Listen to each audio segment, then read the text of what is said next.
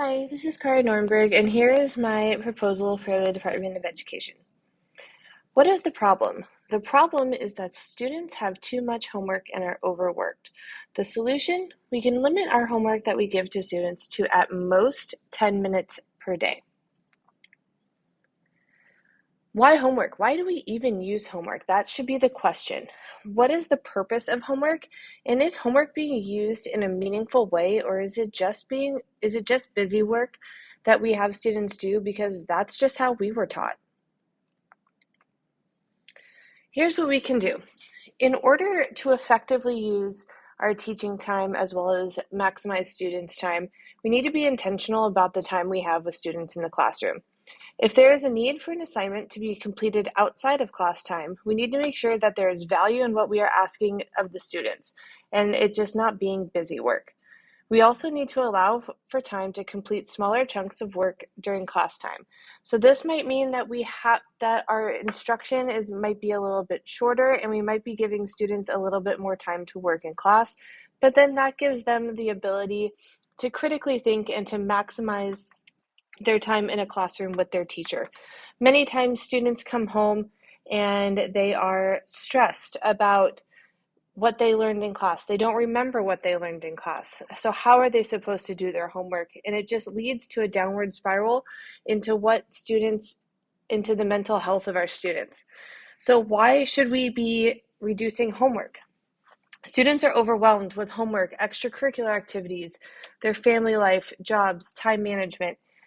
Students might not have the ability to work on homework at home because their parents might be working or they might not have that support at home. And it just turns into a never-ending cycle of students not doing homework and teachers being upset.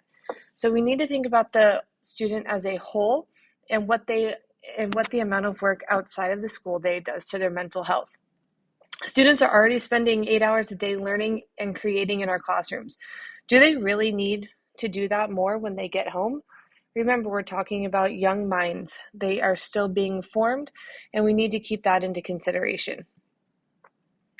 So I know what you're thinking. How do I know if students are even learning what I'm teaching?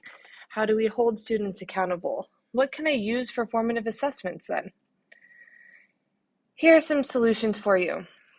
Teachers can use entrance and exit slips as formative assessments. We can also use independent practice within our own classrooms and check-ins that way.